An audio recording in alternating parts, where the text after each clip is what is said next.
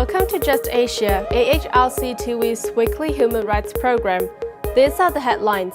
Pakistani bloggers disappeared after raising voices against state atrocities. Police officers sentenced to death for killing youth in custody. Rohingya refugee accounts of atrocities confirm human rights reports. Workshop held in Indonesia with human rights defenders. Nepal, plight of Dalit women. Welcome to AHRC TV's Just Asia. I'm April Wong. This week, Just Asia begins with Pakistan, where at least 14 bloggers have disappeared since the beginning of January. The government started off 2017 with a crackdown on human rights defenders and bloggers, raising their voices on disappearances and extrajudicial killings in general, and Balochistan in particular. It is said that the security establishment is very sensitive on the construction of the China-Pakistan Economic Corridor, which starts from Gwadar port, Balochistan. Within the first week of January, 2 bloggers, a writer, and a professor were abducted, all from different cities. All 4 were proactive on social media against state atrocities. The state is now extending its influence over digital space, the last avenue of free speech as well. Just Asia interviews Baseer Naveed, senior researcher at AHRC, for his thoughts. Bloggers and human rights defenders are facing very much problem in Pakistan. Actually, this year started with the attack or crackdown against the bloggers and human rights defenders. Since this 12 days of this year, New Year, more than 15 bloggers and human rights defenders were arrested by the law enforcement agencies and they are disappeared. The police say that they are not with them, but actually they just say that they are with the intelligence agencies and military. This is actually has become more problem in Pakistan. That bloggers are now very much scared and they are being punished to express freely their opinion. And this time people are much more talking on the general situation of disappearances, that thousands of people are disappeared in Pakistan, particularly from Balochistan and also from Sindh and other parts of the country. And also that it is said by the authorities unofficially that since the CPEC, China-Pakistan Economic Corridor, has started, and that will go from upper side of Pakistan, northern side of Pakistan up to the southern, will cover whole Pakistan. And China is very much serious for that construction and to have access up to the Europe and Gulf states. So for that reason, the military has been assigned, Pakistan military, to monitor all these construction and other things. So it should be completed within time. Military is very much against such bloggers and human rights defenders. They don't want to listen or hear anything against the CPEC. And the civil society persons are trying to write the facts about the CPEC and disappearances. So they become very much angry and disappearances. And you know that the AHRC, the Asian Human Rights Commission, is also being targeted in the Pakistan. Our several partners have been called by the ISI and military persons and asking that where is the office of AHRC and who is dealing from Pakistan. And as the Asian Human Rights Commission does not have any person in Pakistan or any office, but we take the help from the organizations who are already working there to get some cases or to the facts from them. Now they think that Asian Human Rights Commission is very much involved in that. And this has become problem. So those our working partners, not partners we cannot call, but the friends who are sending the cases of disappearances or violence against women or torture or extrajudicial killings, they all are being targeted by the military persons, ISI or intelligence offices. So this has become a big problem, and now you can see that within 10 days 15 bloggers and human rights defenders have been attacked and they are disappeared. But still no one can has any information that on what grounds they are disappeared. The interior minister says himself in the parliament, he says that they are we are looking where they are, and I have also asked the intelligence agencies to provide, to take care of them. What does it mean? It means that intelligence agencies have in their custody these people. So this is a very dangerous situation, and world should take notice of this, and particularly the United Nations should take this notice that how the human rights defenders and the bloggers are being attacked by the government and intelligence agencies for using their freedom of speech.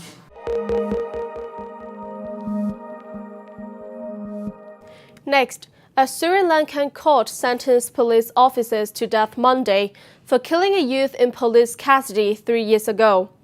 Badula High Court Judge Rohan Jayawardene sentenced 5 police officers of Kadakadia Police, including a sub-inspector and an officer attached to the Civil Defense Force, for killing a youth arrested for treasure hunting and assaulting 4 others in Anguru, Kadua in 2014.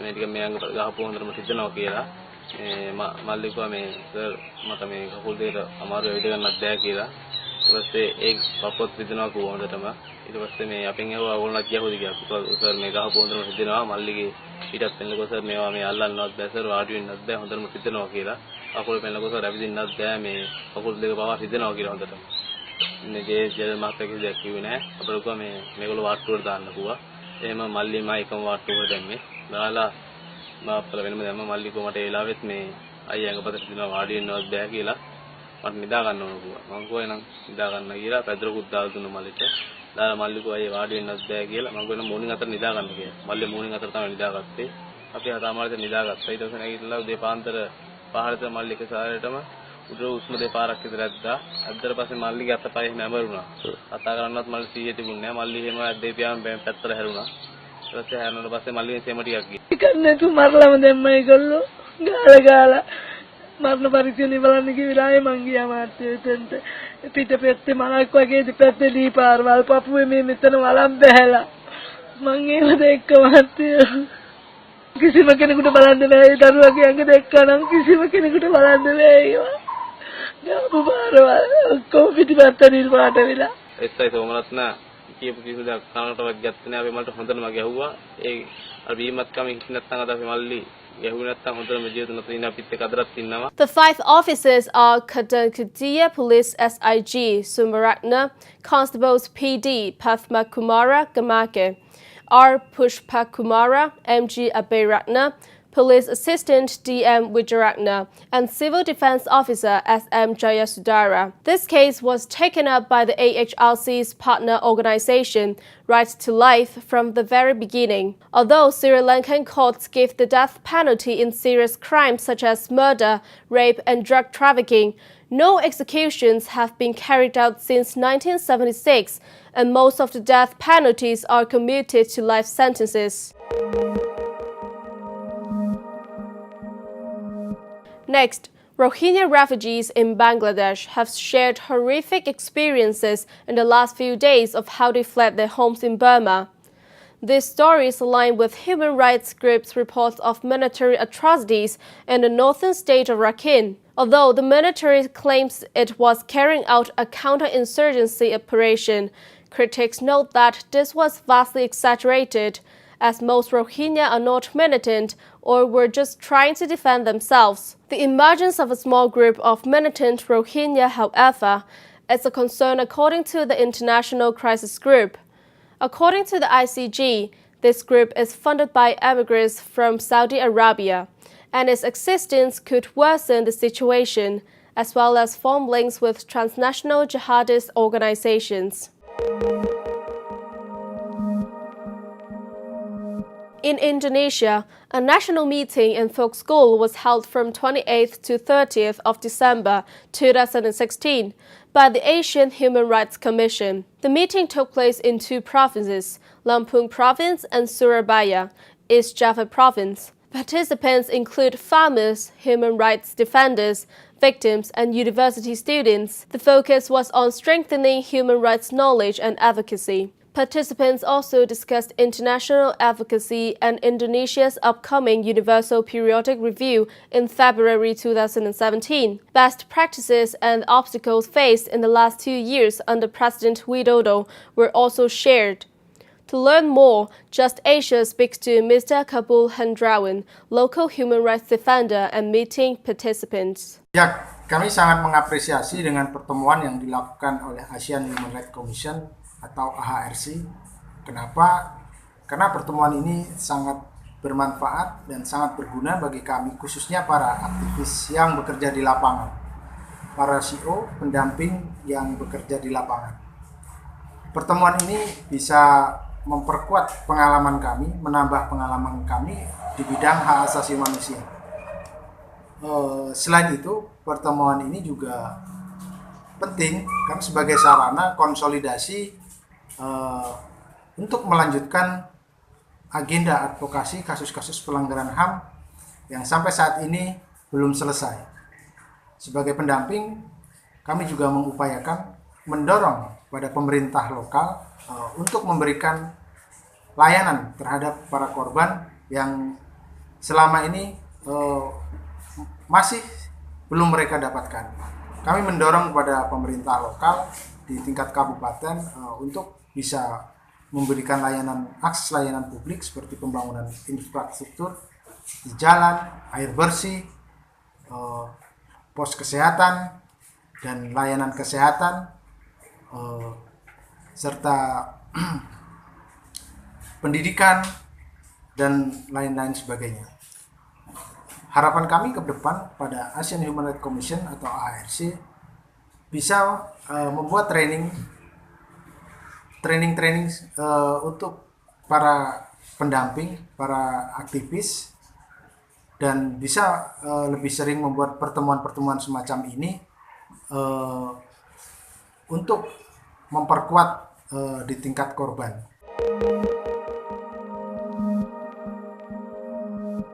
In Nepal, Dalit women are one of the most marginalized sectors of society. Dalit women are more vulnerable than other women and suffer from multiple disadvantages.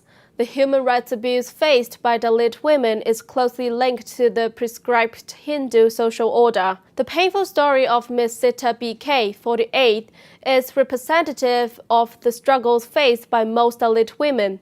Sita is from a remote area of Nepal, where discrimination based on caste and human rights violence is rampant. Sita was raped by a high caste man. Her family was poor, and they had no power to take legal action against a powerful individual like Mr. Nal Bahadur Dapa. Sita became pregnant and asked Nal Bahadur to marry her.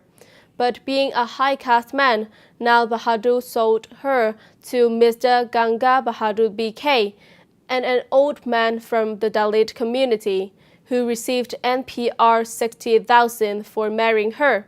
She later had 3 daughters with Ganga Bahadur. Ganga Bahadur registered the birth of all the children except for Gopal. Ganga claims that Gopal is not his son, and therefore he cannot give property rights to him. The lack of a birth certificate, however, means that Gopal cannot even go to school. Ms. Sita shares her plight in the program organized by the Jagaran Media Center in Nepal.